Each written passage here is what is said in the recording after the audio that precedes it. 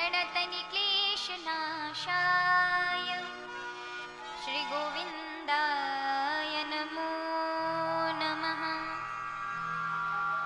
हे राधे वृषभानुभूपतनये हे पूर्णचन्द्रानने सर्वशयस्करी श्रीराधिके नमोस्तुते। आनन्दमानन्दकरं प्रसन्नं ज्ञानं स्वरूपं निजबोधयुक्तं योगीन्द्रमिड्यं भवरोगवैद्यं श्रीमद्गुरुं नित्यं नमामि। रामाय रामभद्राय रामचन्द्राय वेदसे रघुनाथाय नाथाय सीतायै पतये नमः।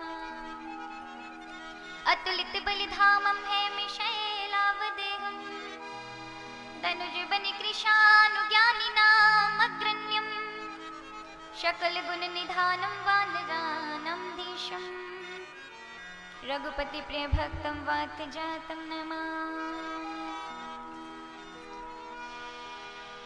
या देवी सर्वभूतेषु आनन्दरूपेण संस्थितः नमस्तस्मै जन्म मोहि दीजिए प्यारी श्री वृंदावन को वास। आइए सभी बड़े भाव से प्रभु का स्मरण करते हुए गाते हुए सभी मेरे साथ गुनगुनाते हुए। ओ मोहे एक पल चैन न आवे, हो मोहे एक पल चैन न आवे राधे तेरे बिना, ओ राधे तेरे बिना, ओ राधे तेरे बिना, ओ राधे तेरे बिना। मोहे एक पल चैन न आवे, हो मोहे एक पल चैन न आवे राधे तेरे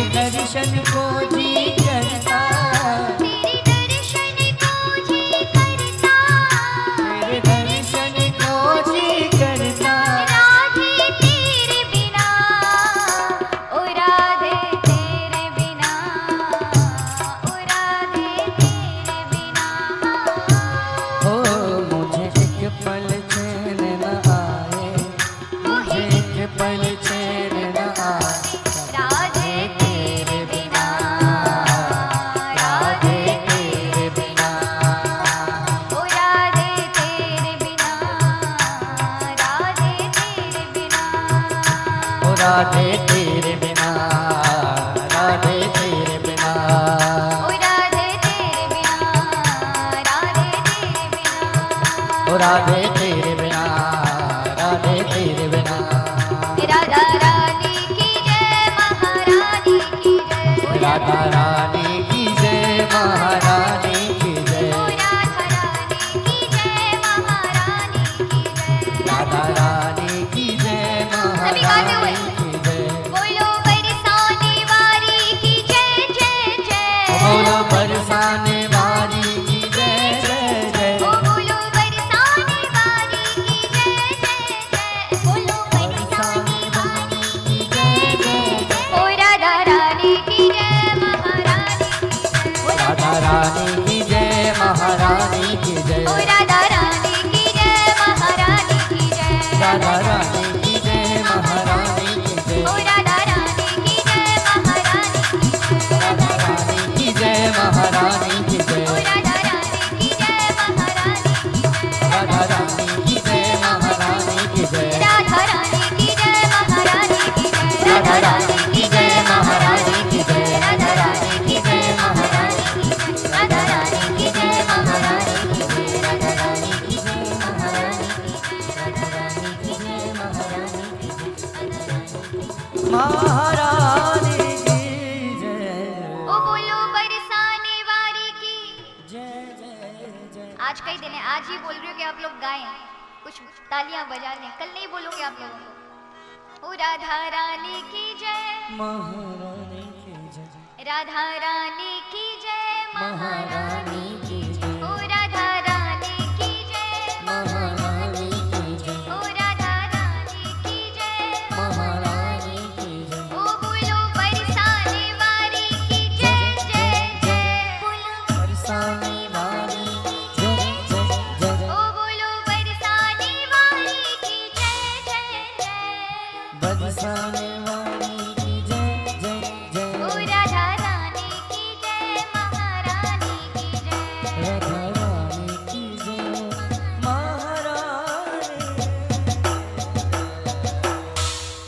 बोलिए श्री वृंदावन बिहारी लाल की, जय हो, श्री राधा रानी सरकार की, जय हो, श्रीमद् भागवत महापुराण की, जय हो, सत्य सनातन धर्म की, जय हो, जय जय श्री श्री राधे श्याम। परम मंगलमय परात्पर अखिलेश्वर, अकारण करुणा वर्णाल भक्तवांछित कल्पतरु, तड़ुद्यत विनिंदित पीतांबरधारी श्री बालकृष्ण भगवान को प्रणाम। उनकी वांगमय स्वरूप में श्रीमद् भागवत कथा के चरणों में कोटि कोटि दंडवत प्रणाम नमन वंदन। प्रभु के हृदय में विराजमान रहने वाली राधा रानी के चरणों में कोटि कोटि दंडवत प्रणाम नमन वंदन। भोलेनाथ मां पार्वती के चरणों में राजा रामचंद्र जानकी मैया श्री हनुमंत लाल के चरणों में कोटि कोटि दंडवत प्रणाम नमन वंदन। पराम्बा जगदम्बा मैया के चरणों में कोटि कोटि दंडवत प्रणाम। श्री वृंदावन धाम यमुना मैया गिरिराज महाराज के चरणों में कोटि कोटि दंडवत प्रणाम नमन वंदन।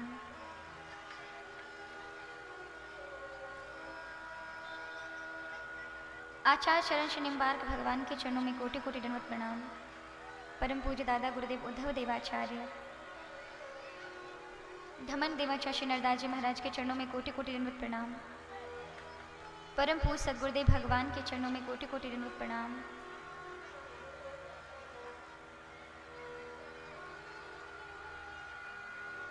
चारों संप्रदायों के चारों आचार्यों के चरणों में, सभी संत समाज के चरणों में, सभी भक्त समाज के चरणों में कोटि कोटि दंडवत प्रणाम।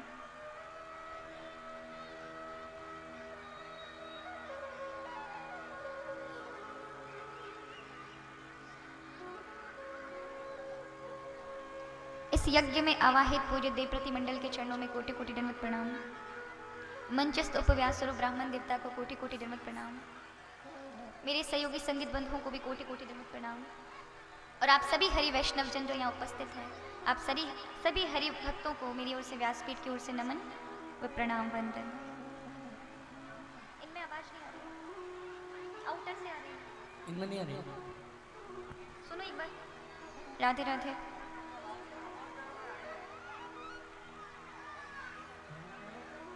राधे राधे, श्री राधे, जय जय श्री राधे, श्री राधे, राधे राधे, जय राधे।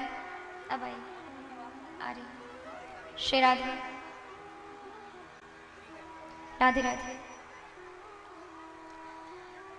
तो आइए, आज कथा का विश्राम दिवस है और हम सभी कथा के विश्राम दिवस में प्रवेश कर रहे हैं। तो आप सभी यथास्थान शांति का वातावरण बनाकर रखें, जिससे कथा में हम सभी प्रवेश कर सकें।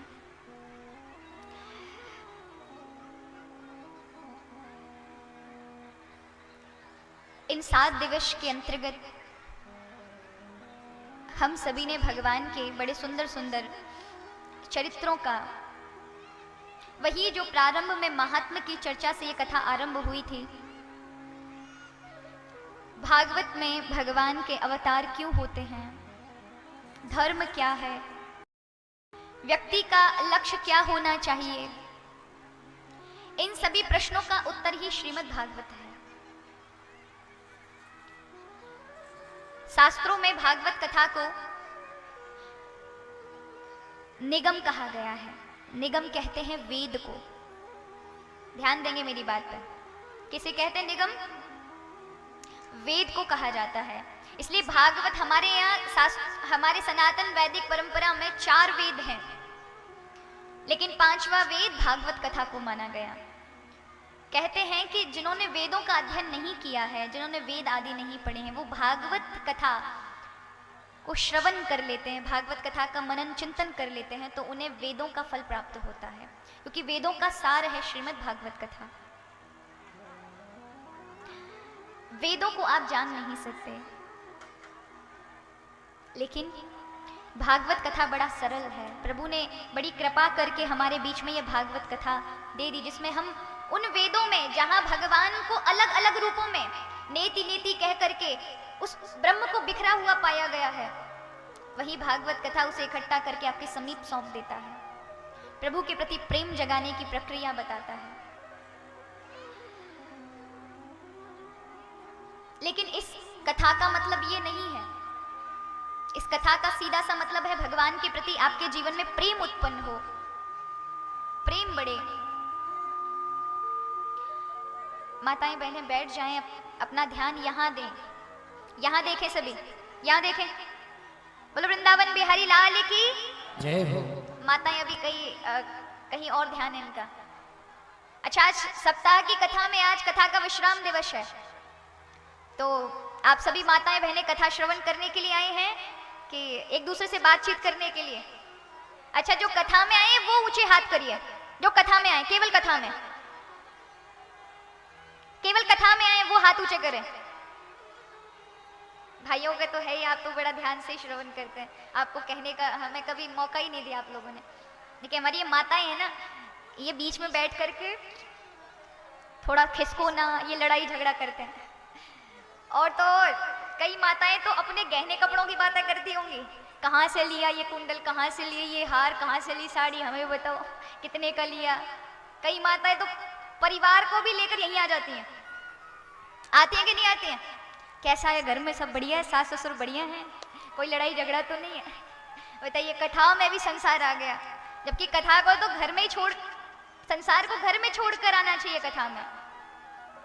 लेकिन क्या करें, एक बार कहा गया है, आपने रामायण में पढ़ा होगा नवदा भक्ति के बारे में। आपको पता है पहली भक्ति क्या है? जिसकी पहली भक्ति पक्की नहीं है उसकी 9 भक्ति नहीं हो सकती, उसकी 8 भक्ति नहीं आएंगी जीवन में। सबसे पहली सीढ़ी है भक्ति की, क्या है? आपको क्या लगता है क्या होगी? पहली भक्ति है श्रवण। श्रवण माने सुनना। इसलिए गोस्वामी तुलसीदास जी कह रहे हैं, राम भगवान सबरी को बता रहे हैं, प्रथम भगति संतन कर संगा। पहली भक्ति सबसे सरल है, लेकिन ये सबसे कठिन भी है। पहली भक्ति यह सीढ़ी है कि संतों के समीप जाकर के संतों का संग करो। जब संतों के पास जाओगे तो वो क्या करेंगे? वो कथा सत्संग सुनाएंगे और आपको सुनने को मिलेगा। सुनने को मिलेगा। तो पहली सीढ़ी है भगवान के मार्ग की, पहला ये कहेंगे पहला पड़ाव है, जिस पर व्यक्ति अगर चढ़ गया, जिसका सुनना पक्का हो गया, जिसने ध्यान चित्त यहां लगा लिया, तो वो पहली भक्ति की सीढ़ी चढ़ जाता है।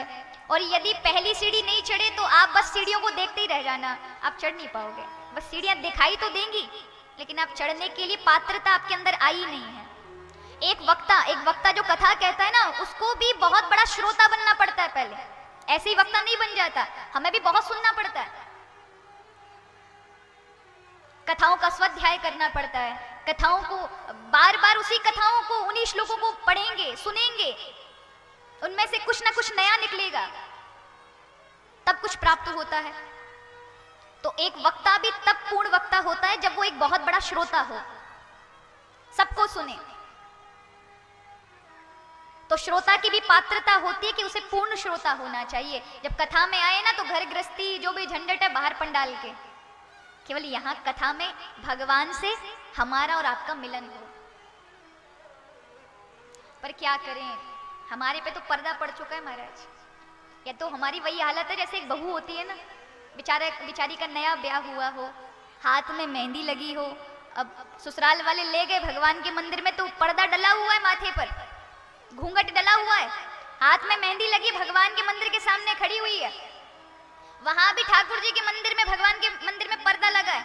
अब दो पर्दे, हाथ में मेहंदी लगी, ये पर्दा नहीं उठा सकती, अगर उठा दिया तो फिर मेहंदी खराब हो जाएगी। कदनचित मान के चलो पुजारी जी मंदिर का पर्दा हटा दें, लेकिन अपना पर्दा तो कौन हटाएगा, क्योंकि हाथों में तो आपने मेहंदी जो लगा रखी है। इसका तात्पर्य ये है कि हमने संसार के उन व्यवहारों में इतना अपने आप को उलझा लिया है, वो मेहंदी की तरह, कि चाहते हैं कि भगवान का दर्शन हो, चाहते हैं कि प्रभु के हो जाएं, लेकिन ये पर्दा इन हाथों से उठता नहीं, उठाना ही नहीं चाहते। उठाना चाहते हैं तभी तो गुरु की शरण में जाया जाता है, तभी तो संतों की शरण में जाया जाता है। और वो बहू से जब उठाया नहीं जाता तो इधर उधर देखती है, कोई उठाए कोई उठाए। अगर उसका पति होता है तो वो उसको उठा देता है, सास होती है तो उठा देती है। वो सास और या पति कौन है? गुरु ही तो है, संत ही तो है, कि आपसे तो उठाया नहीं गया, वो अपने वचनों से आपका पर्दा उठवा देते हैं। इसलिए सुनना कहा गया है। कई लोग बोलते हैं सुनना चाहिए, कथा को श्रवण करना चाहिए, लेकिन आचरण में भी उतारना चाहिए, आचरण में भी उतारना चाहिए। अच्छा, भागवत कथा आपको ये सरलता देती है कि केवल सुन लीजिए, आचरण में ना उतरे कोई बात नहीं, लेकिन सुनते रहिए। एक दिन ऐसा आएगा आपकी सुनने की ही कार्य, ये सुनने की शक्तियां ही आपके स्वभाव में अपने आप बदलाव कर देंगे। परीक्षित के पास महज 7 दिन थे और 7 दिन में केवल उसने सुना, उसके पास आचरण के लिए, जीवन में उतारने के लिए टाइम नहीं था, समय नहीं था, क्योंकि 7वें दिन उसकी मृत्यु थी। जो इस कथा को सुन रहा है उसने क्या किया? केवल सुना, और सुनने से ही उसके हृदय में परिवर्तन हो गया, भगवान के प्रति प्रेम उत्पन्न हो गया। तो भागवत कथा आपको ये आज्ञा नहीं देती कि आचरण करना, ये आज्ञा देती है केवल सुन लो। सदा शिव्या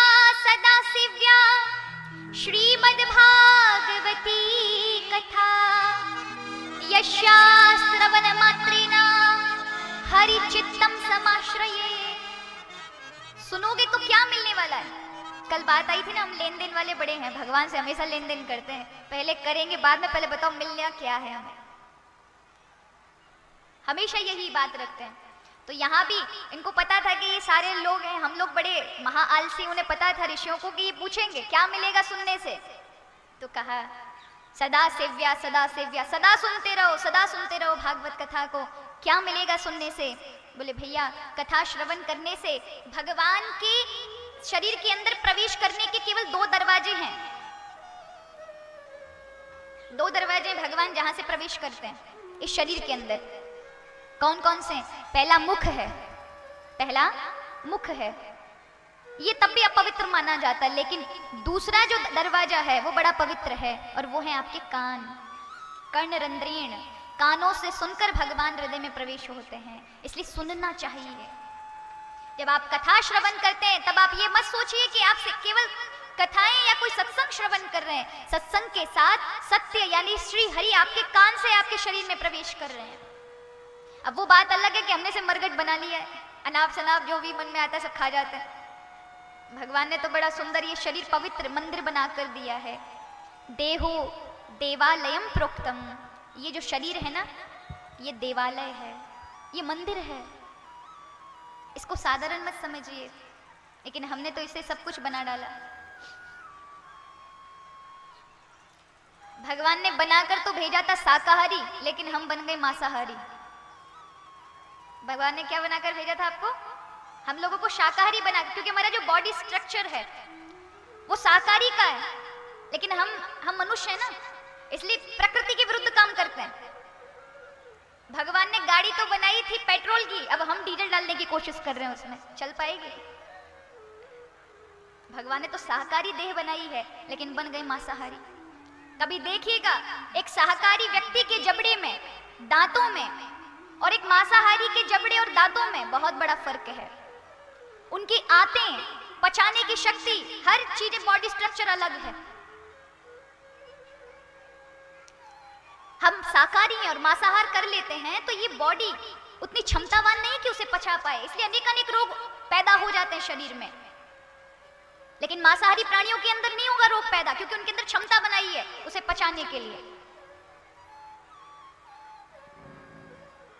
मांसाहारी शाकाहारी में अगर भेद किया जाए तो मांसाहारी का स्वभाव, व्यवहार सब अलग होता है। एक शाकाहारी का व्यवहार, स्वभाव बहुत अलग होता है। आपको पता है? अब अनुमान लगाइए, आप शाकाहारी हैं कि मांसाहारी हैं। मांसाहारी प्राणी हमेशा जीभ से पानी पीते हैं।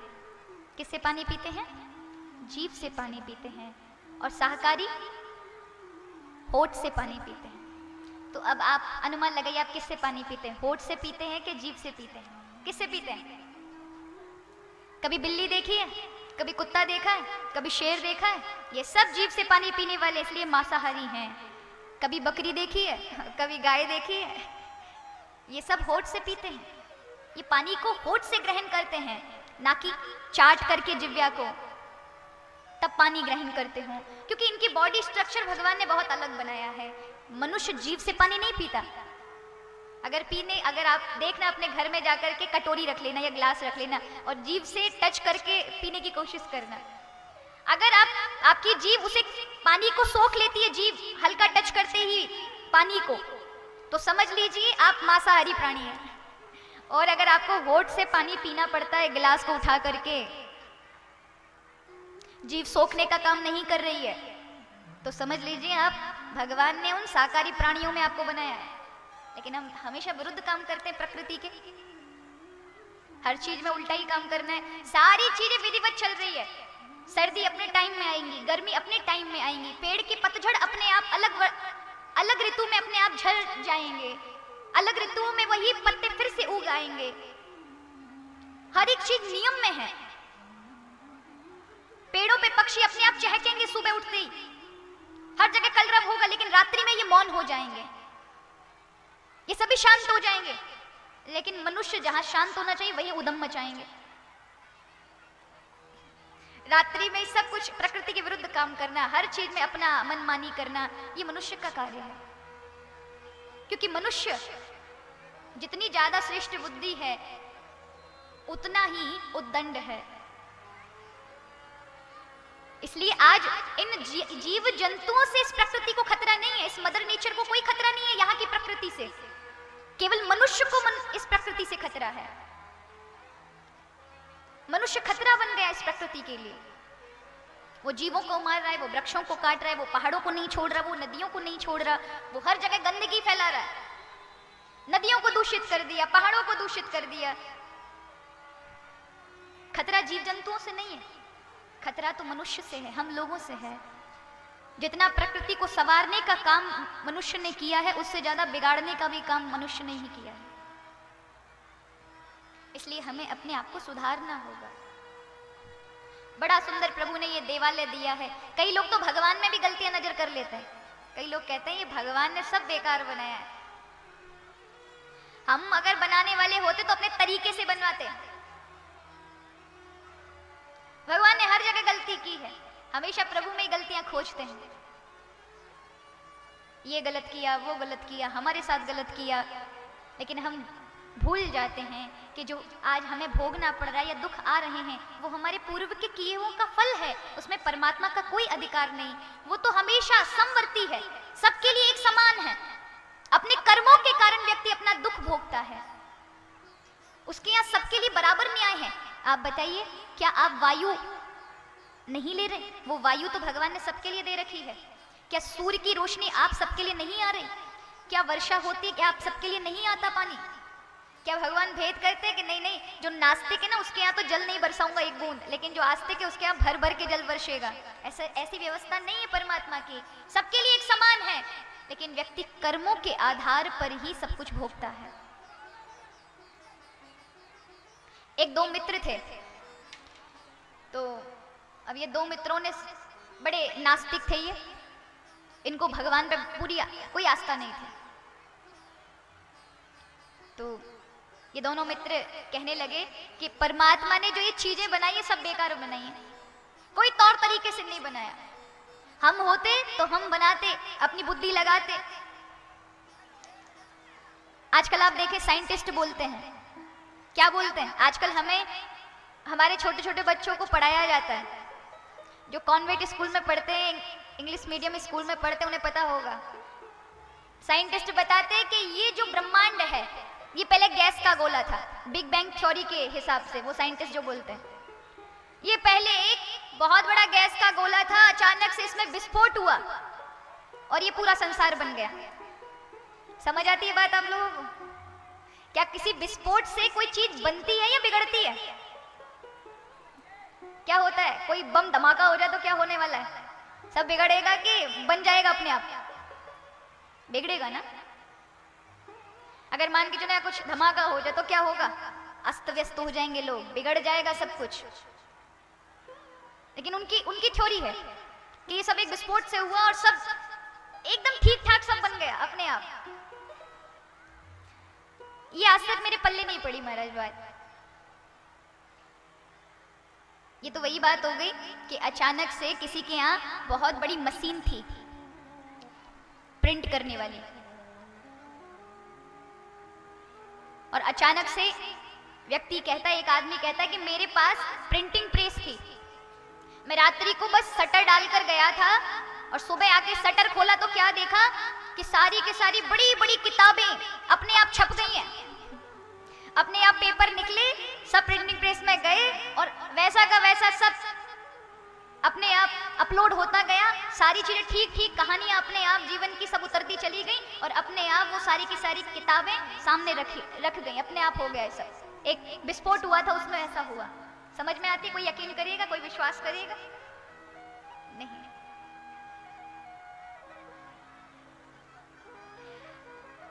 एक बालक अपने स्कूल गया तो उसकी क्लास में एक टीचर थे जो उसे जियोग्राफी पढ़ा रहे थे। तो जियोग्राफी पढ़ाने के साथ साथ जब वो जियोग्राफी पढ़ा रहे थे तो उन्होंने कहा कि ये जो ब्रह्मांड है ये एकदम विस्फोट से बना था। ध्यान देना मेरी बात पर, मैं इसलिए इसको क्यों बता रही हूँ, जिससे आपकी भ्रांति दूर हो। तो उस लड़के को जब कहा, पूरे विद्यार्थियों को वो पढ़ा रहे थे कि विस्फोट से ये पूरा संसार बना है, ऐसा हमारे साइंटिस्ट कहते हैं। तो फिर उन टीचर ने उन सब बच्चों को कहा कि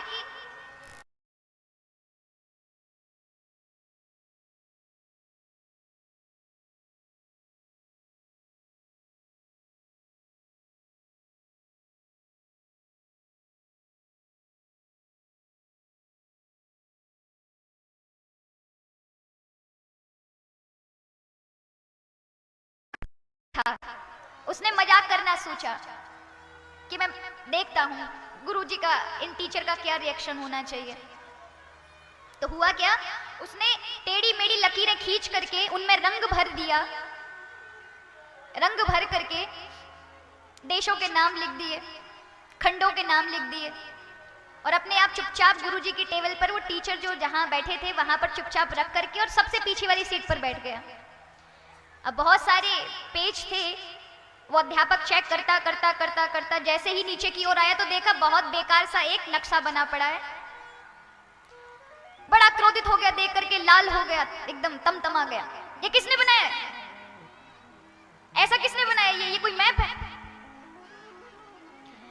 तो पूरी क्लास शांत हो गई, सारे बच्चे शांत हो गए कि अब गुरुजी का गुस्सा कौन झेले, कौन बताए किसने बनाया है। सब चुप थे। उसी समय वो पीछे से वो बालक उठता है जिसने बनाया था। उसने कहा, गुरुजी, टीचर, ये मुझे लगता है कि ये पेज अपने आप तो टेबल पे आ गया, और जो पेंसिल थी ना वो अपने आप उड़ करके इसमें से अपने आप सारी चीजें बना दी, कलर भी आए, अपने आप रंग गए, और ये नक्शा आपके आप अपने आप टेबल पर आ गया और आप चेक कर रहे हैं। टीचर ने बड़ा गुस्सा करते हुए कहा, बेवकूफ बना रहे हो, ऐसा नहीं हो सकता, जरूर ये तूने ही बनाया है। वो कहने लगे, गुरुजी आप मेरी बात मानने पर तैयार नहीं हो, मैं कहां से बनाऊंगा? और मैं तो बता रहा हूं ना कि ये अपने आप बन गया, आपके टेबल पर आ गया। अध्यापक डंडा लेकर आया तो उस विद्यार्थी ने कहा कि गुरुजी, आप ये मानने को स्वीकार नहीं है कि ये नक्शा अपने आप नहीं बन सकता, और आप ये स्वीकार कर रहे हो कि एक विस्फोट हुआ और ये संसार यों का त्यों, जैसा का जैसा एकदम ठीक ठाक बन गया। तो ये बात तो हमारे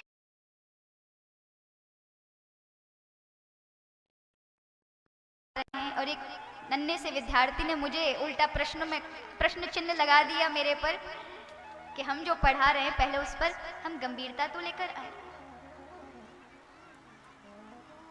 याद रखिए, इस ब्रह्मांड इस संसार को विधिवत बनाने वाला, जब एक चीज को कोई बिना कुछ किए, एक खाना भी बिना कोई कर्म किए बन नहीं सकता, भले ही सामग्री आपके सामने पड़ी हो, आटा, दाल, चीनी, कुछ भी हो, लेकिन जब तक कोई बनाने वाला नहीं होगा कोई चीज बन नहीं सकती। उसी प्रकार ये संसार भी बन नहीं सकता है बिना भगवान के, बिना उस परमात्मा की शक्ति के। तो आज लोग बड़ा बड़ा बोलते हैं प्रभु के प्रति, उन्होंने गलत किया, हमारे जीवन में दुख दिया। ये जीवन के दुख हम अपने ही कर्मों से भोगते हैं। तो ये जो दो मित्र थे, ये बड़े नास्तिक थे। इन्होंने क्या किया, ये दोनों गए, इन्होंने कहा आज भगवान की गलती निकालते हैं। कॉपी पेन ली और चल दिए दोनों मित्र। दूसरा मित्र वाह वाह कर रहा है, अरे भाई तुझसे बड़ा आजकल रिसर्च इतना बड़ा शोध करता निकला ही नहीं, भगवान की गलती बताने वाले हम पहले इंसान होंगे, चलो चलते हैं भगवान की गलती निकालेंगे। सबसे पहले आगे चले तो एक जामुन का पेड़ था। जामुन के पेड़ पर छोटी छोटी जामुन लगी हुई थी। उसी में से एक मित्र बोला, देखो यहाँ गलती की, इतना बड़ा पेड़ और इतनी छोटी छोटी जामुन, यहाँ बड़ा फल होना चाहिए था। यहाँ गलती की, लिखो पेंसिल, लिखो कागज में, यहाँ गलती की इस परमात्मा ने, ये कितना बड़ा पेड़ है और इतनी छोटी छोटी सी जामुन, गलती लिख दी। आगे चले, आगे खेतों में बड़े बड़े तरबूज हो रहे थे, और आप तो जानते हैं तरबूजों की छोटी छोटी बेल होती है। बोले यहाँ गलती की, लिखो इतना छोटे से पेड़, बेल पर इतना बड़ा तरबूज, ये तरबूज वहां लटकना चाहिए था और यहाँ जामुन आनी चाहिए थी, गलती की, लिखो। और दूसरा मित्र, वाह वाह क्या खोज की है मित्र, बिल्कुल सही कहा, गलती की है परमात्मा ने, और लिख दिया। अब दोनों को भूख लगी, उन्होंने कहा बाद में खोज करेंगे, पहले पेट पूजा कर लें। तो तरबूज उठाया और जामुन के पेड़ के नीचे आकर के काट कर खा रहे थे, और अचानक से जैसे ही खाने वाला था कि ऊपर से एक जामुन उसकी नाक पे गिरी। क्या हुआ, जामुन टूट कर उसकी नाक पे गिरी, तो उसका तरबूज वही की वही छूट गया। उसने कहा वो गलती है ना, वो सारी की सारी मिटा दे, अगर यह तरबूज होता है तो ये खोपड़ी नहीं बचती। परमात्मा ने जो जहां चीज रखनी चाहिए वो ठीक विधिवत रखी है। आप देखिए, बाहर की तो बात छोड़िए, परमात्मा ने ये सुंदर जो दिख रही है आपको सृष्टि कितने रंगों से भरी है, अनेक अनेक रंग के पंछी, अनेक रंग के पेड़ पौधे, फूल पत्तियां, अनेक अनेक रंग के अनाज आदि, फल आदि। आप इस शरीर को ही देख लीजिए जो आपके पास है। ये शरीर कितनी वैज्ञानिक प्रक्रिया से बना है कि जब आप भोजन, आप कभी पढ़ेंगे तो आपको पता चलेगा, जब आप भोजन करते हैं तो आपको पता है यहां पर खाने के लिए एक अलग नली है और सांस लेने के लिए अलग। लेकिन अगर सांस वाली में खाना चला गया तो आप मर जाएंगे। लेकिन परमात्मा की कितनी बड़ी कृपा है, जब आप भोजन लेते हैं ना तो सांस वाला अपने आप बंद हो जाता है। उसमें भोजन नहीं जाता, उसमें अन्न नहीं जाता। ये चबा करके अंदर देते हैं और अंदर जैसे ही पेट में आता है तो वहां से भी पिस करके फिर अंदर चला जाता है, फिर वो खून के रेशों में मिल जाता है, खून से रक्त में मिल जाता है, और जो वेस्टेज रह जाता है जिसको हम पचा नहीं पाते वो फिर बाहर निकल जाता है। कितनी बड़ी प्रक्रिया प्रभु ने बना रखी है। इस शरीर के अंदर भी बड़े कारखाने चल रहे हैं जो आपको नहीं पता। उसने ठीक ठाक सारी चीजें एक जगह नियुक्त की हैं कि यहां चबा करके यहां अटकेगा, हल्के अटक अटक करके अंदर पहुंचेगा, फिर वहां भी पिसेगा, फिर अंदर जाएगा, फिर वहां भी पिसेगा, फिर रक्त में मिल जाएगा, रक्त के कण बन जाएंगे।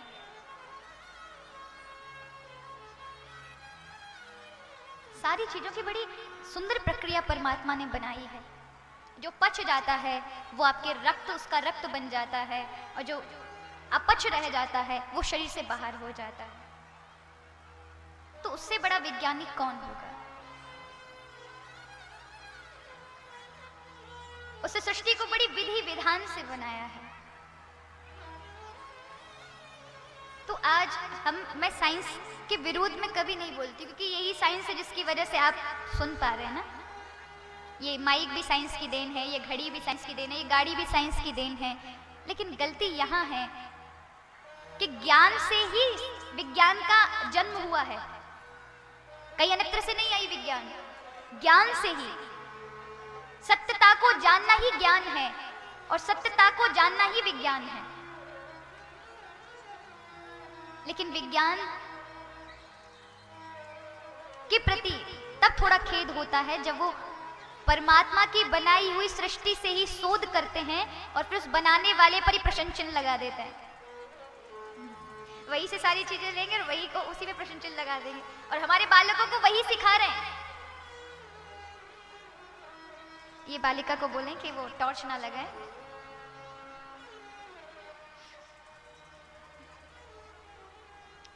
तो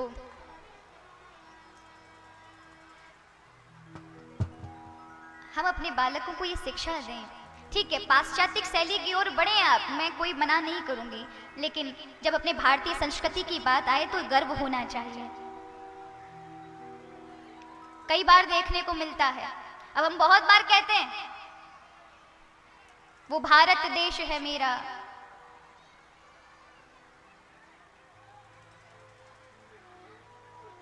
ये भी कहा करते हैं जब 15 अगस्त 26 जनवरी आएगी, क्या कहेंगे? सारे जहां से अच्छा, क्या कहते हैं?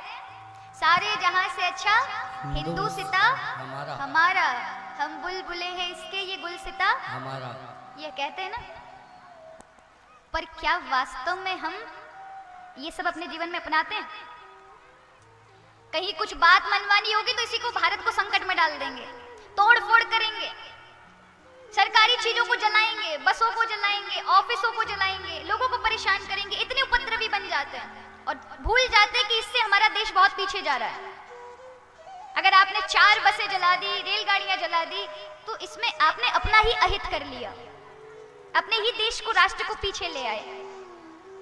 आज बाहर की संस्कृति की चीजें आप अपने जीवन में अपना रहे हैं, लेकिन बाहर से कुछ अच्छा भी सीखें।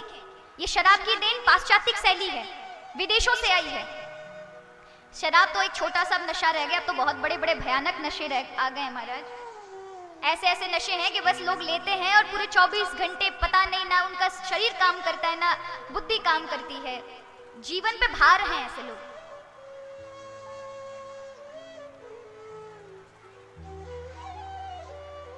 ये सब, ये क्लब पब आदियों में लोग जाते हैं, डांस आदि देखने जाते हैं, ये सब किसकी देन है? फॉरेन कंट्रीज की देन है, ये पाश्चात्य लोगों की देन है इस भारत को। इस भारत में बड़े चरित्रवान लोग रहते थे, ये बड़े बड़े गलत कार्य जो यहाँ पर प्रवेश किए, गौ मांस का निर्यातन होना, ये सब विदेशों की देन है, हमारी नहीं। ये मांसाहार विदेशों की देन है, हमारी नहीं। लेकिन विदेशों से जब आपने इतना कुछ गलत सीख लिया है ना, तो कुछ अच्छा भी सीखें। वहां पवित्र स्वच्छता पे बड़ा ध्यान है, वहां लोग स्वच्छता पे विशेष ध्यान देते हैं। वहां यदि कोई अपने सुबह सुबह घूमने के लिए अपने पालतू कुत्ते को लेके चला गया और उस पालतू कुत्ते ने कुछ गंदगी कर दी, तो उस व्यक्ति को खुद अपने हाथ में ग्लव पहनकर उठाना पड़ेगा, नहीं तो चालान कट जाएगा। और आप ये सोचो कि 100-200 का चालान कटता हो, हजारों का, 40-40 हजार, 60-60 हजार, 1-1 लाख रुपए का एक साथ चालान कटता है, जिससे वो दोबारा ऐसी गलती दोहराए नहीं। हमें तो छूट मिली है, कोई देख नहीं रहा है, यहाँ थूको वहां थूको, यहाँ छिलके फैलाओ वहां गंदगी फैलाओ, कौन देख रहा है? पर भूल जाते हैं, क्या हमारी आत्मा नहीं देख रही है सब चीजें करते हुए? क्या यही राष्ट्र बना रहे हैं हम?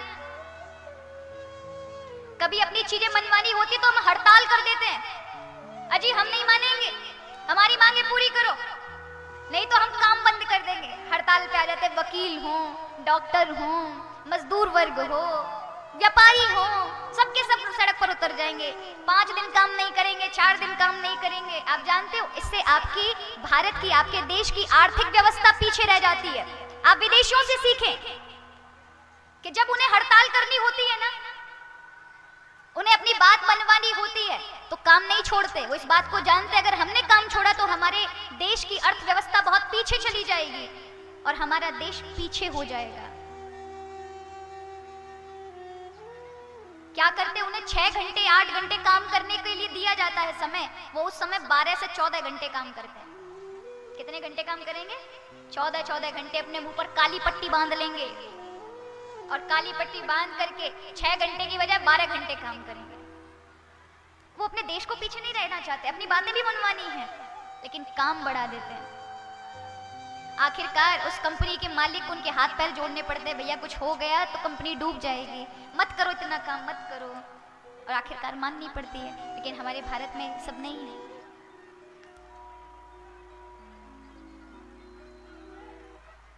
वहां की बहन बेटियां स्वतंत्र घूमती हैं। कैसे घूमती हैं? स्वतंत्र घूमती हैं। उन पे कोई सुरक्षा की दृष्टि से किसी प्रकार का कोई वो नहीं है कि कोई असुरक्षित है। वो सीख लीजिए वहां से कि हम ऐसे चरित्रवान बने कि हमारी बहन बेटियां अगर स्वतंत्र घूमे तो भय ना हो। आजकल के नवयुवक अगर कोई कन्या जा रही है, कोई बालिका जा रही है तो कमेंट पास करते हैं, गलत बोलते हैं। क्या यही चरित्र सिखाया है भारतीय संस्कृति ने आपको? ये आपके संस्कार हैं घर के कि अगर आप बोलते हैं तो आपके खानदान ने, आपके घर वालों ने आपको संस्कार नहीं दिया कि अगर इस जगह मेरी बहन होती तो क्या फर्क होता, कैसा लगता मुझे। कोई मेरी बहन के लिए कुछ गलत शब्द निकाले तो ये कन्या भले ही मेरी बहन नहीं है लेकिन स्त्री है, ये मेरे देश की नागरिक है, इनको भी जीने का अधिकार है, हम इनको गलत ना बोलें, ये भी सुरक्षित रह सके। हमारे भारतवर्ष में ये ना हो कि यहाँ महिलाओं के ऊपर अत्याचार होता है। बाहर के विदेशों की दृष्टि में यहाँ ऐसी चीजें लोगों ने बनाकर रख दी हैं। लोग कहते हैं कि वहां महिलाएं खतरे में हैं। अब ऐसा केवल 25-50% है, लेकिन विदेशियों को लगता है कि 100% होगा भारत में। इसलिए आज के भारत के युवाओं को चरित्रवान होना बहुत आवश्यक है कि उनके सामने से चाहे महिला निकले, बालिकाएं निकले, बेटियां निकले, उनकी दृष्टि गलत नहीं होनी चाहिए।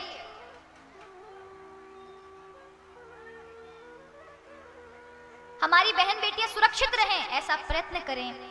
और आपके खानदान ने, आपके परिवार वालों ने अगर आपको ये संस्कार नहीं सिखाए तो खुद से सीखें, क्योंकि भारतीय, भारतवर्ष का नागरिक, भारत का, इस राष्ट्र का रहने वाला, यहाँ भरत और लक्ष्मण जैसा चरित्र होना चाहिए उसका। आज राष्ट्र की बात करते हैं तो हम कहते हैं, एक बहुत सुंदर राष्ट्रगीत भी है, बड़ा प्यारा सा एक गाना भी बनाया गया है, दोहराते हैं। जहां सत्य अहिंसा और धर्म का पग पग लगता डेरा, वो भारत देश है मेरा, वो भारत देश है मेरा। गुनगुनाए। वो भारत देश है मेरा, वो भारत देश है यहाँ सत्य, दया, अहिंसा जो उसकी नींव है, वो भारत। जहाँ डाल डाल पर सोने की चिड़िया करती है बसेरा, वो भारत देश है मेरा।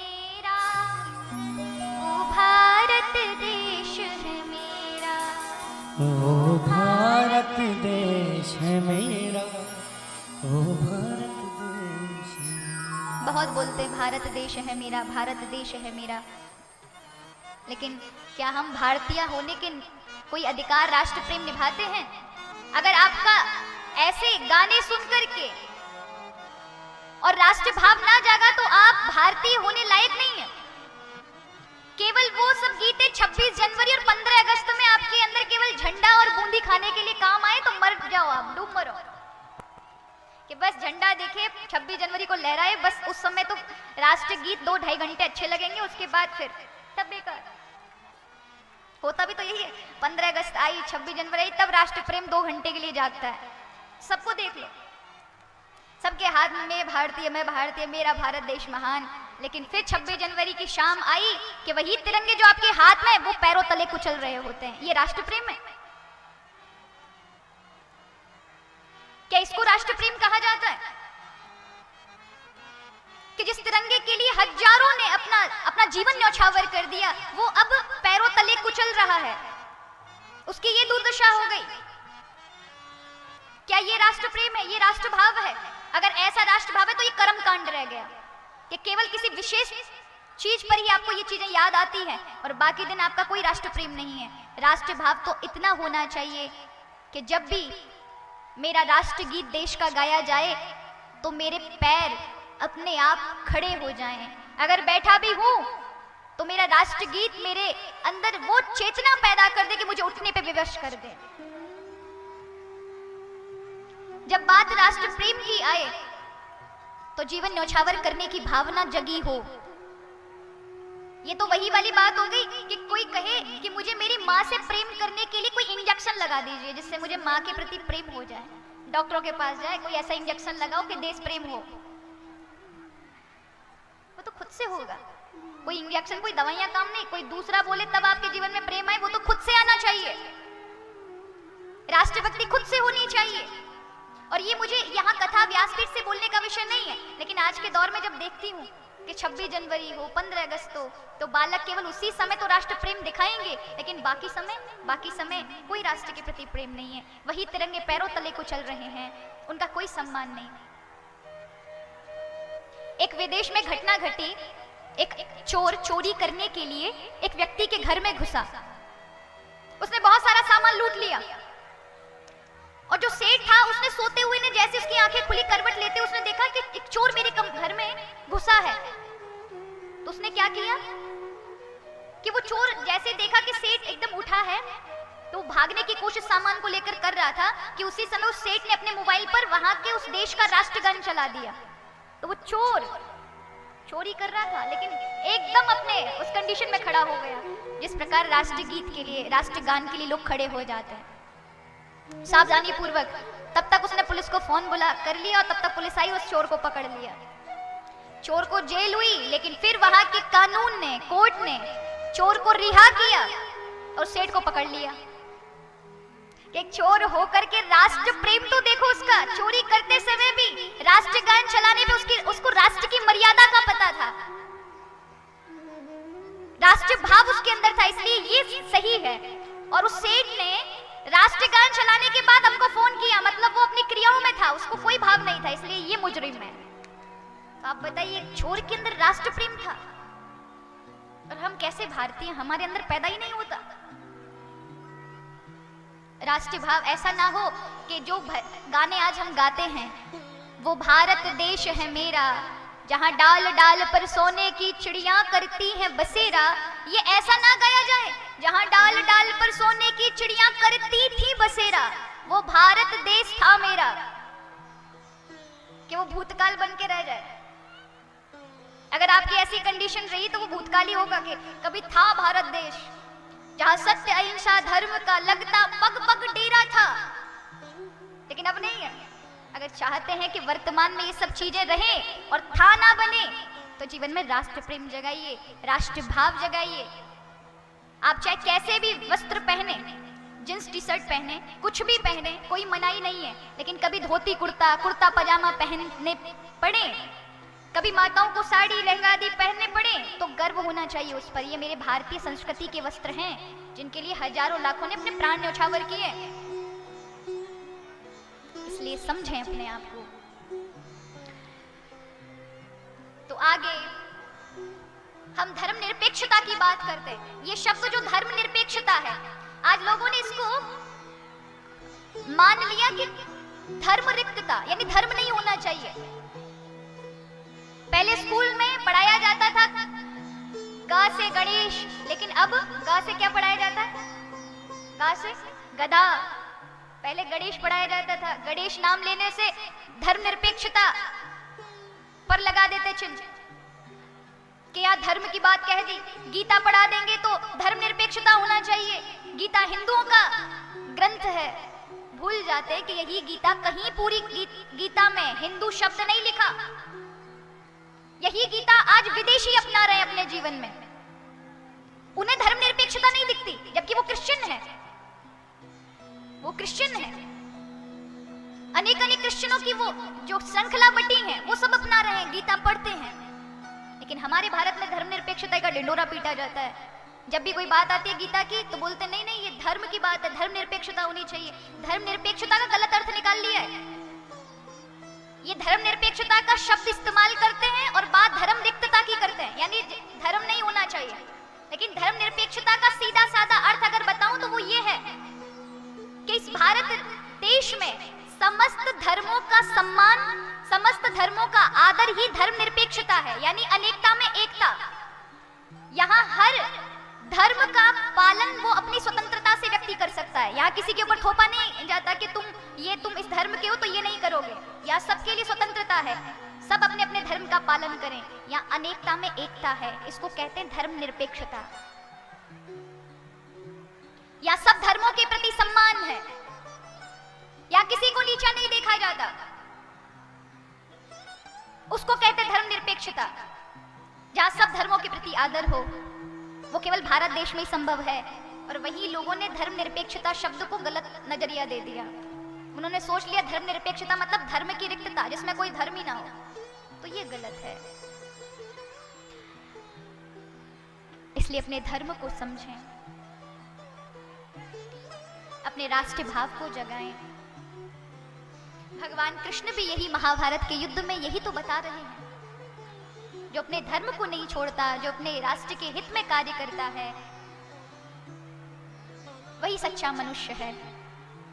आगे कल हम सभी ने भगवान श्री कृष्ण के बड़े सुंदर विवाह का आनंद लिया। भगवान के बड़े सुंदर और 8 विवाह हुए, 16,100 और कन्याओं के साथ विवाह हुए, जो मैंने आपको एक दिन पहले बताया था। कल शायद आपने सुना हो कि एक असुर के द्वारा ये शोषित नारियां थी 16,100, जिनके साथ प्रभु ने विवाह किया, स्त्रियों का सम्मान बढ़ाया। तो 16,108 प्रभु के विवाह हुए। बड़ा सुंदर उनके ग्रस्त जीवन का वर्णन है। और फिर बड़ी सुंदर एक भगवान के प्रिय मित्र की कथा आती है। आइए चलते हैं। कृष्ण सयाशिद सखा कश्चिदः ब्राह्मणं ब्रह्मवित्तं विरक्त इंद्रियार्थेषु प्रशांतात्म जितेन्द्रियः। भगवान का एक परम प्रिय सखा था जिसका नाम था सुदाम्न देव। क्या नाम था? सुदामा। ये गुजरात के पोरबंदर के रहने वाले थे, लेकिन इनकी मित्रता जब ये छोटे से थे तो उज्जैन में सांदीपन ऋषि के आश्रम में भगवान श्री कृष्ण से हुई थी। कई लोग सुदामा जी के ऊपर आक्षेप लगाते हैं। अब इस बात पे भी बड़ी गंभीर चर्चा है। ये कई लोग कहते हैं कि सुदामा जी ने बचपन में भगवान कृष्ण के हक की चने चबा लिए थे, बस इसकी वजह से उन्हें निर्धनता मिली थी। उनकी गुरु माता ने उन्हें चने दिए थे, वो जब जंगल की ओर जा रहे थे तो भगवान श्री कृष्ण को उन्होंने चने नहीं दिए, खुद ने ही खा लिए। इसलिए उन्हें ये निर्धनता देखनी पड़ी, ये गरीबी देखनी पड़ी। ऐसा नहीं है। सुदामा को आप साधारण पंडित मत समझिए, साधारण ऐरा गैरा ब्राह्मण ना समझे, त्रिकालदर्शी था वो। आखिर भगवान श्री कृष्ण का मित्र जो है वो श्रापित चने थे एक वृद्धा के, जो उज्जैन नगरी की रहने वाली थी। और जब सुदामा को मिले गुरु माता के द्वारा तो वो पहचान गए थे कि ये उसी वृद्धा के चने हैं जिसके यहाँ से ये चने चोरी होकर के सांदीपन ऋषि के आश्रम तक आ गए थे।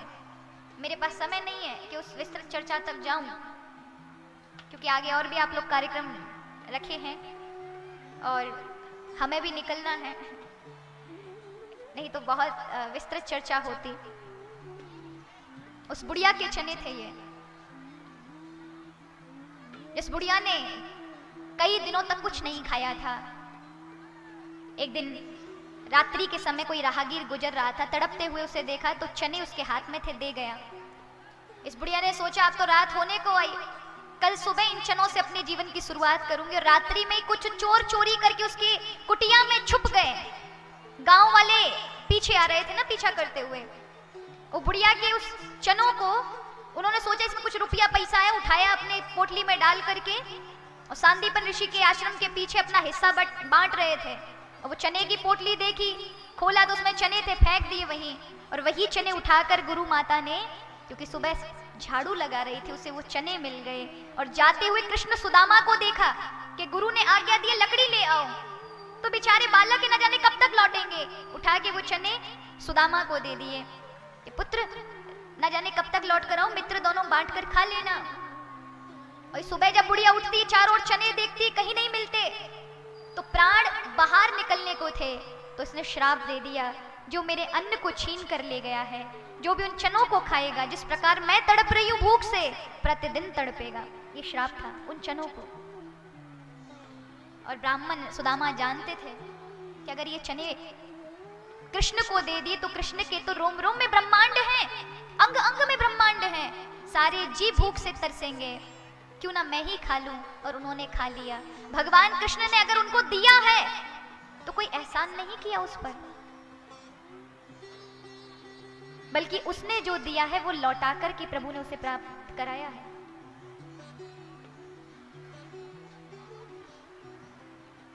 तो सुदामा जी को इसी वजह से, ये बहुत बड़े ऋषि की संतान है, बहुत अच्छे परिवार से थे, लेकिन जब से बुढ़िया का श्राप मिला है ना, उस दिन से इनका प्रारब्ध ही कुछ और बदल गया। कई कई दिनों तक भूखे रहना पड़ता है।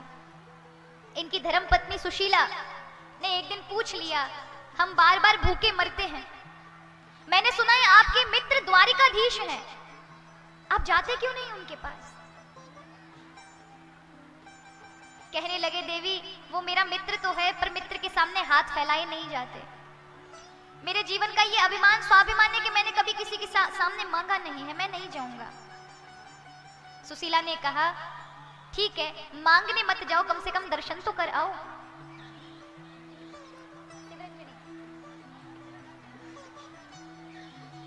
मांगने तो चले जाओ, मांगने मत जाओ, केवल मिलने चले जाओ। सुदामा जी ने कहा, मिलने भी अगर जाऊं, मिलने भी अगर मैं जाऊं तो हमारे पास तो खाने के लिए कुछ नहीं है। वो तो इतना बड़ा राजा है,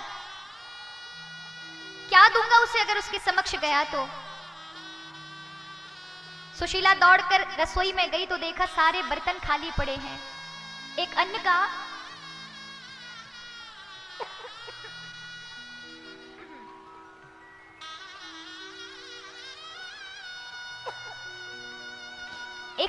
कण भी नहीं है, क्या दूं?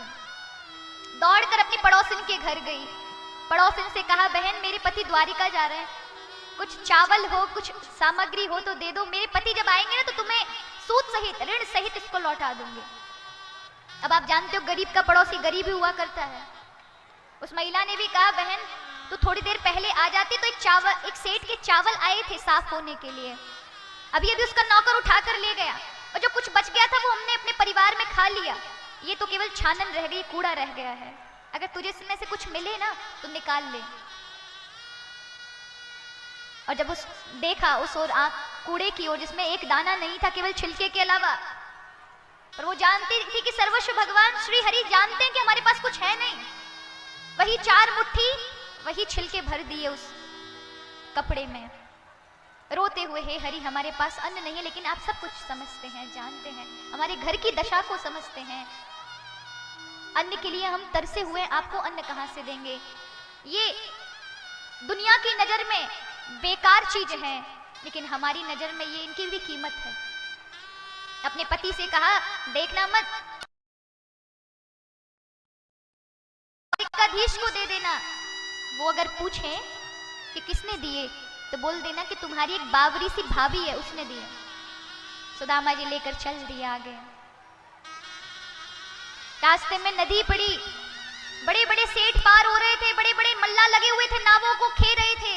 ले लेकर के सेठों को उस पार उतार देते, उस पार से इधर ले आते। लेकिन सुदामा जी बैठे हैं, कोई भी मल्ला ये पूछने नहीं आया, भैया अकेले क्यों बैठे हो, पार जाना है क्या? क्योंकि दुनिया तो पैसा की है महाराज। सुदामा के पास पैसा नहीं था। वहीं पेड़ के को सिरहाने से लगा करके, अपने आप को टिका करके, इस आस में कि कोई मल्ला, कोई व्यक्ति मुझसे आकर पूछे कि भैया यहाँ क्यों बैठे हो। लेकिन इस मतलबी स्वार्थी दुनिया में से कोई भी व्यक्ति आकर, पूरी सुबह से लेकर शाम हो गई, किसी ने पूछा तक नहीं कि भैया तुम यहाँ अकेले क्यों बैठे हो। सब मल्ला अपनी नावों को लगा लगा कर किनारे पे अपने अपने घर गए। पूरा तट किनारा खाली हो गया, लेकिन सुदामा अभी भी बैठे हैं। दिन डूबने को हुआ। कहते हैं जिसके लिए कोई नहीं आता ना, उसके लिए प्रभु आते हैं। आज प्रभु ही मल्ला बन करके आए। नाव को चलाते चलाते आवाज लगा रहे हो, भैया किसी को उस पार जाना है क्या? अब बताइए सुदामा के अलावा वहां बैठा कौन था? सुदामा जी उठे, भैया हमको जाना है, आ जाइए पंडित जी, जल्दी आ जाइए, समय नहीं है, दिन डूब रहा है, घर पहुंचना है। सुदामा जी तुरंत बैठे, कहा भैया हमारे पास पैसा नहीं है। फिर तुम लड़ो कि पैसे निकालो पैसे निकालो, हमारे पास नहीं है। बोले बिल्कुल भी नहीं है। बोले बिल्कुल भी नहीं है भैया, अगर होता तो यहाँ क्यों बैठे रहते, सुबह से आस लगा कर बैठे हैं, आपको भगवान बहुत पुण्य देंगे, हमें पार लगा दो। प्रभु ने कहा आप जैसो कोई पार लगाने के लिए आते, आ जाइए, बैठ जाइए बैठ जाइए। बिठाया, लेकर गए हैं। उस पार ले जा करके सुदामा जी को छोड़ा।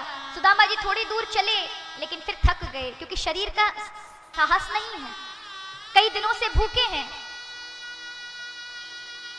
लेकिन खुशी है कि आज पहली बार जीवन में कुछ देने जा रहे हैं।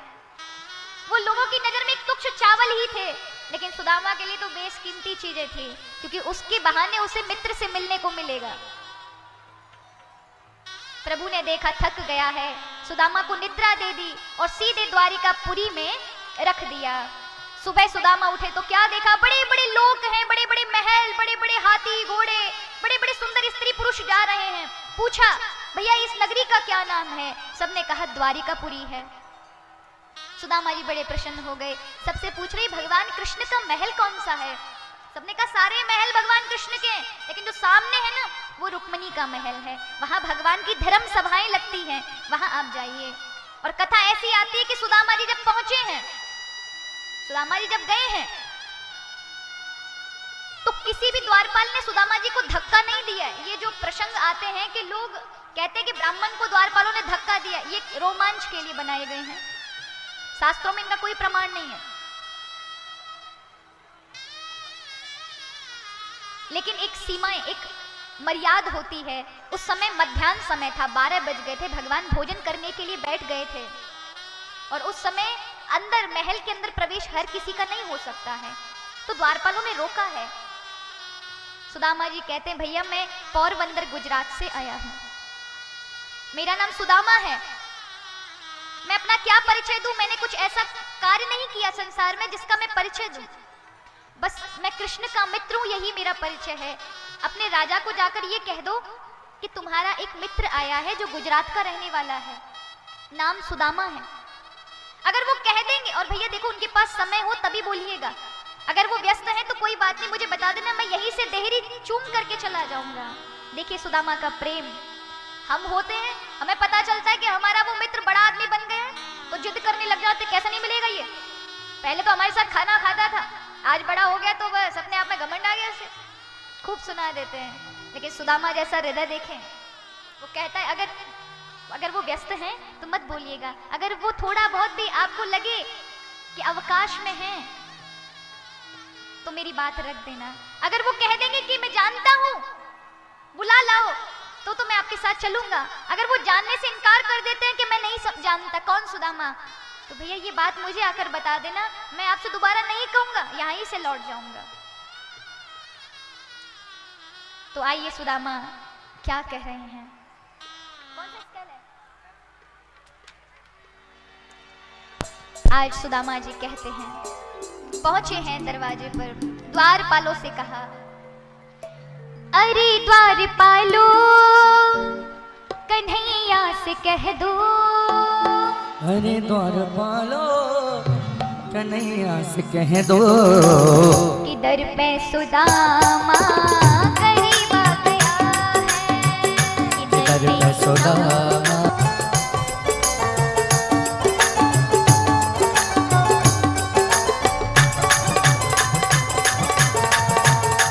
बोले द्वारिकाधीश की जय हो।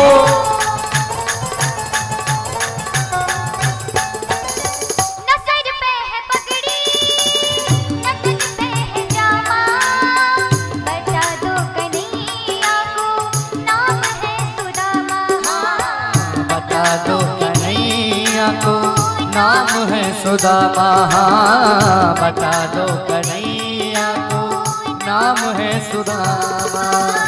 न सर पे है पगड़ी, ओहो न तन पे है जामा, ओहो, बता दो कन्हैया को नाम है सुदामा, हाँ न सर पे है पगड़ी न तन पे है जामा, बता दो कन्हैया को नाम है सुदामा, बता दो कन्हैया को नाम है सुदामा। बस एक बार मोहन से जा करके कह दो, बस एक बार मोहन से जा करके कह दो, कि मिलने सखा पर नसीब आ गया है, मिलने सखा बद नसीब आ गया है। अरे द्वारपालो कन्हैया से कह दो, अरे द्वारपालो कन्हैया से कह दो, कि दर पे सुदामा गरीब आ गया है, दर पे सुदामा गरीब आ गया है।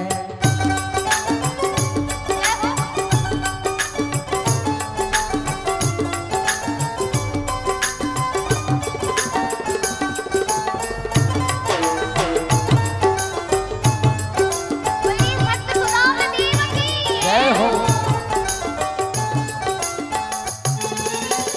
आज द्वारपालों ने देखा, द्वारपालों को सुदामा जी ने कहा, द्वारपाल जाते हैं भगवान के नजदीक और द्वारपाल भगवान को संदेशा सुनाते हैं और कहते हैं, शीस पगाना जगा तन पे,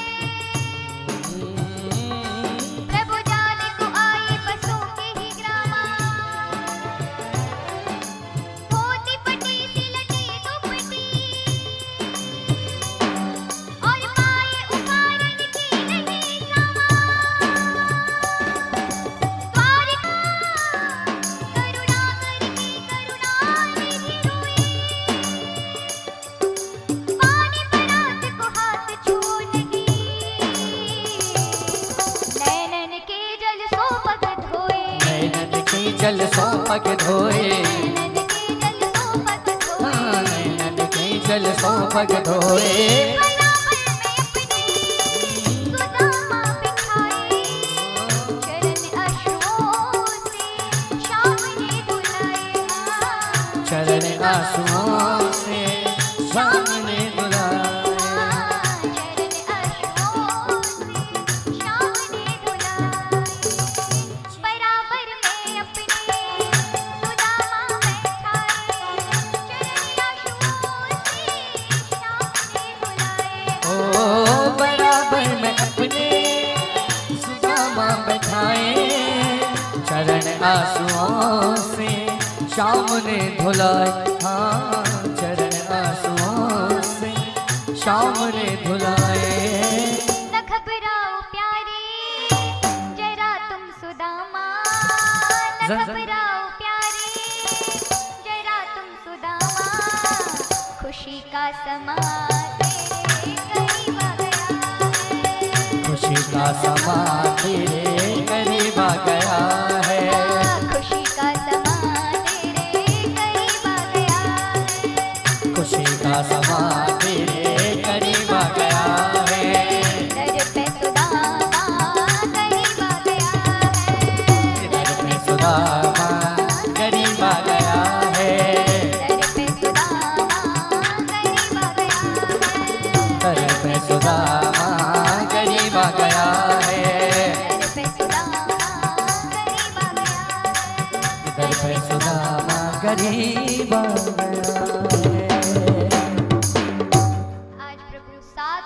को पार करते हुए पहुंचे हैं।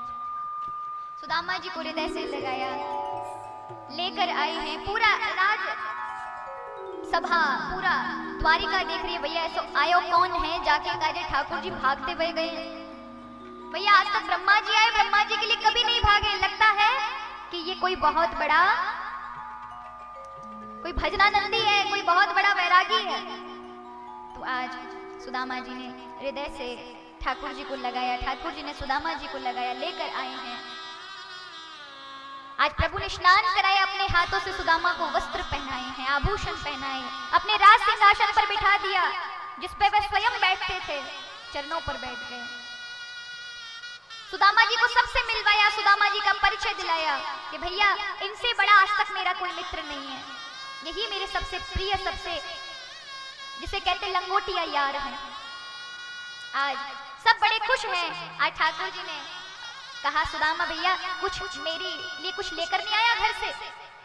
सुदामा जी मन में सोचने लगे भैया इतनी बड़ी राजसभा लग रही है, अगर इनके सामने चावल दूंगा तो ये क्या सोचेंगे लोग कि बताइए भगवान का मित्र क्या लेकर आया, चावल। लज्जा के मारे वो चावल जो लेकर आए थे ना छुपा लिए अपने कोहनी के नीचे, अपने हाथ के नीचे। आज प्रभु कैसे देख सकते थे। सुदामा जी को उठाते हुए हाथ को देख लिया, उन्होंने कहा कि इसके अंदर कुछ लेकर आया है। अरे भैया क्या है इसके अंदर, जल्दी दिखा।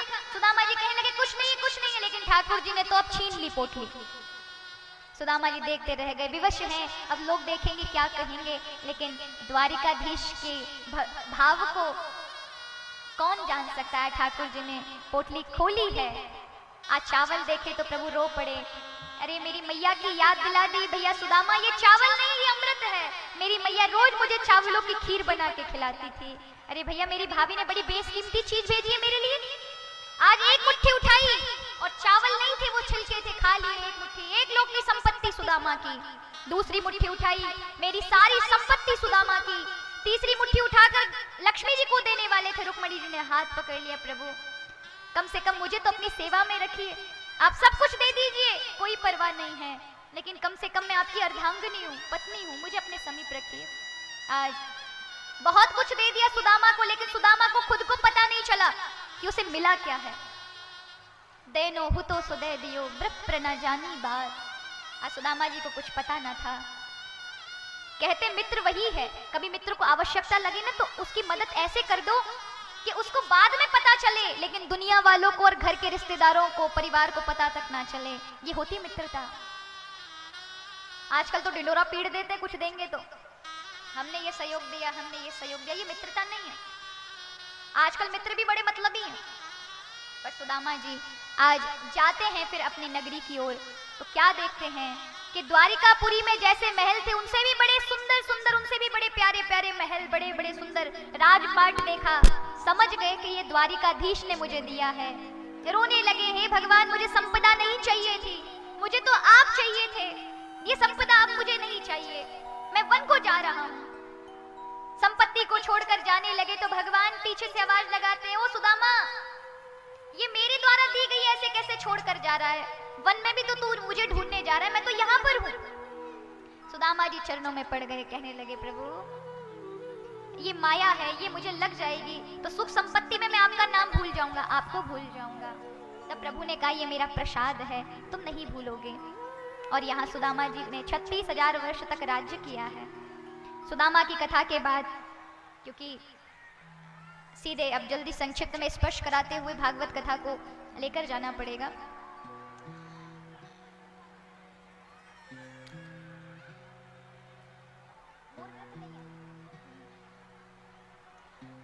सुदामा जी की कथा के बाद भगवान जनकपुर जाते हैं। बहुलाश्व राजा और श्रुतदेव ब्राह्मण पर प्रभु की कृपा होती है। यहाँ आगे चल करके सूर्य ग्रहण पड़ता है, जहाँ ब्रजवासियों की फिर 125 वर्ष बाद ब्रजवासियों का भगवान से मिलन होता है। अब प्रभु यदुवंशियों को ऋषियों का श्राप दिलवा देते हैं, जिससे पूरा यदुकुल विनाश की ओर जा रहा है। लेकिन भगवान उस समय भी उद्धव को ज्ञान उपदेशित कर रहे थे, उद्धव की ज्ञानमयी दृष्टि बना रहे थे। उसे भक्ति योग, वैराग्य योग, सांख्य योग जो अर्जुन को दिया था, उससे भी बड़ा प्यारा ज्ञान उद्धव को दिया है, जिसको हम भागवत धर्म, भागवत ज्ञान कहते हैं। आज उद्धव को दिया। उद्धव चरण पादुका लेकर भगवान की गया है। यहाँ यदुवंशियों का विनाश हुआ है, प्रभु अपने स्वधाम को चले गए हैं, उस लीला को वहीं की वहीं विराम दिया है। और यहाँ श्री शुकदेव जी महाराज राजा श्री परीक्षित से कहते, परीक्षित अभी भी तेरे मन में कुछ संदेह हो तो बता दे। तब कहते हैं श्री परीक्षित जी, सिद्धोष्मी अनिग्रहितोष्मी भवता करुणात्मना श्रावितो में यक्ष साक्षात अनादि निधनो हरिः। कहा कि प्रभु ये कथा मेरे लिए बड़ी श्रेष्ठकर बन गई, इससे मैंने बड़ा ज्ञान प्राप्त किया है। ये शरीर तो एक ना एक दिन मरेगा, लेकिन आत्मा कभी मरती नहीं है। क्या कहा? आत्मा कभी नहीं मरती। कभी कभी लोग कोई समस्या जीवन में आ जाए तो अपने जीवन में आत्महत्या जैसा जघन्य अपराध कर बैठते हैं। ध्यान देना मेरी बात पर, बड़ा गंभीर चर्चा है ये। आत्महत्या कर लेते हैं। कोई भी जीवन में दुर्घटना, कोई समस्या आ गई तो उसका समाधान केवल व्यक्ति सोच लेता है शरीर खत्म कर ले तो सब समस्याओं का निदान है, सब खत्म हो जाना है, सब समस्या मिट जाएंगे। लेकिन भूल जाता है अगर उसने आत्महत्या कर ली तो ये समस्या मल्टीप्लाई हो जाएगी, दोगुनी बढ़ जाएंगी। शास्त्रों में कहा है शरीर माध्यम खलु धर्म साधनम, ये शरीर माध्यम है अपनी बात को रखने के लिए। ऐसे समझे, रिले स्टेशन से रेडियो का प्रोग्राम प्रसारित हो रहा है, लेकिन यदि आपके पास रेडियो नहीं होगा तो वो कार्यक्रम आप सुन नहीं सकते हैं, क्योंकि उस कार्यक्रम तक आप तक पहुंचाने का काम रेडियो का था। रिले स्टेशन से तो वो कार्यक्रम प्रसारित हो चुका है, रिले हो चुका है, लेकिन जो किरणें वहां से निकल रही हैं, वो जो वेव्स निकल रही हैं, जो साउंड में कन्वर्ट होंगी रेडियो के माध्यम से आप तक सुनाई देंगी, वो इंस्ट्रूमेंट, वो रेडियो आपके पास नहीं रहा तो आप उस रिले स्टेशन से वो प्रसारण तो चालू हो चुका है लेकिन सुन नहीं पाओगे। उसी प्रकार ये शरीर है, अगर ये नहीं होगा तो आत्मा ना कुछ कह पाएगी ना कुछ सुन पाएगी। इसलिए हमेशा याद रखिए, आप अगर आत्महत्या कर लेते हैं आपका शरीर जल जाता है, घर वाले रो रहे होते तो आप ये मत समझिए कि आप खत्म हो गए, आप तब भी मौजूद होते हैं सूक्ष्म शरीर में। आपके घर वाले रो रहे होते हैं, पत्नी बच्चे सब चिल्ला रहे हैं, क्यों चले गए, ऐसा क्यों किया, कहां चले गए, आप ही हमारे एक आधार थे, लेकिन वो वहां मौजूद होता है, चिल्लाता है, बोलता है, डोंट क्राई, मत रो, मैं हूं। लेकिन उसे कहने के लिए, उसे बताने के लिए उसको सुनने वाला कोई नहीं है, क्योंकि उसने अपना शरीर छोड़ दिया है और शरीर माध्यम था अपनी बात को रखने के लिए। आए तो ऐसा सारे धर्मों ने आत्महत्या को पाप माना है। अनेक दुनिया के देशों में आत्महत्या जघन्य अपराध कानूनी तौर पर है। इसलिए कभी भी किसी भी समस्या का निदान नहीं है। आत्महत्या एक जघन्य अपराध है, एक बहुत बड़ा समस्या खड़ी कर लेते हैं आप अपने लिए। इसलिए कभी ऐसा कृत्य ना करें। कथा को यही विराम देते हुए मंगलाचरण की ओर चलते हैं। कथा का अंतिम विश्राम है, तो सभी यहाँ जितने भी भक्त बैठे हैं अपने नेत्र बंद करके प्रभु का ध्यान करें, क्योंकि अब मंगलाचरण की ओर चल रहे हैं। कथा का विश्राम है।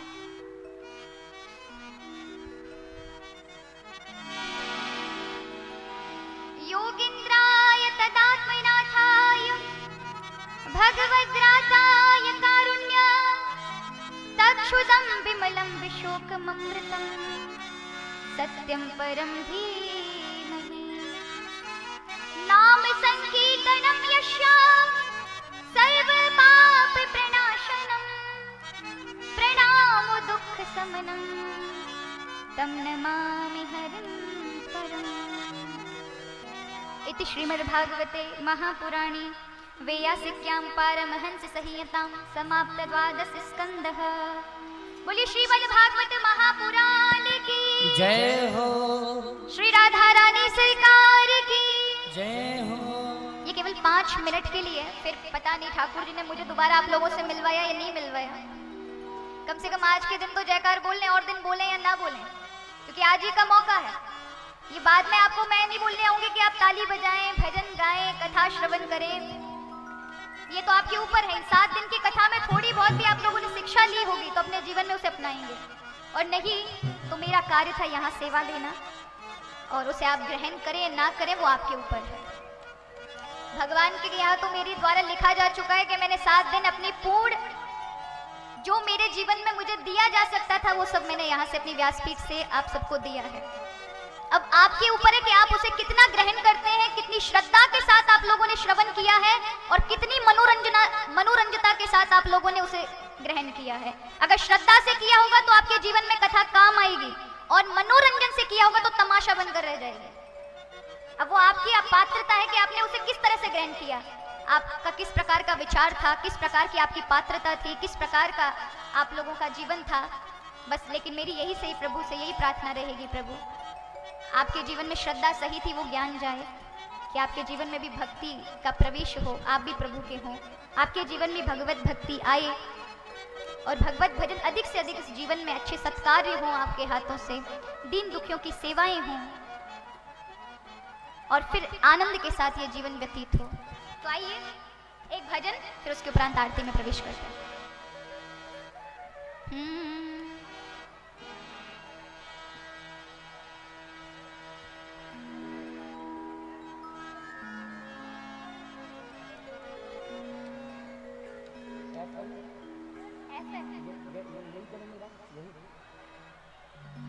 आइए श्री राधा रानी का स्मरण करते हुए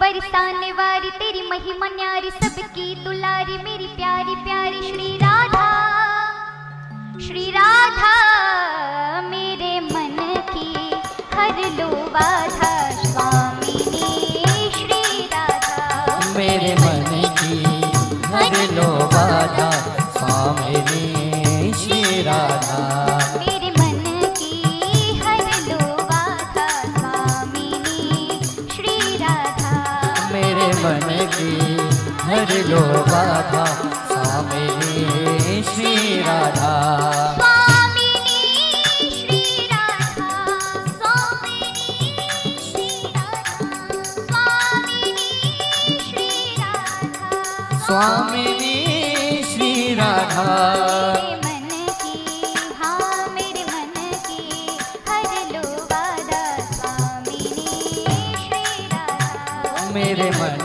की हर लो बाधा, स्वामिनी श्री राधा। राधे राधे। जय हो। दोनों हाथ उठाकर सभी लोग मीठी मीठी तालियों के साथ श्रीराम है।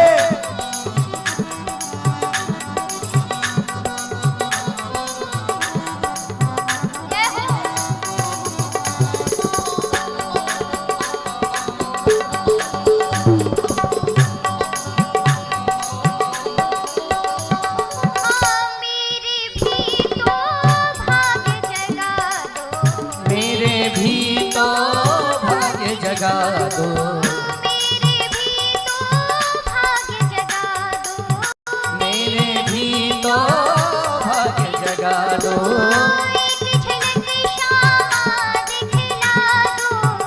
एक झलक श्यामा दिखला दो,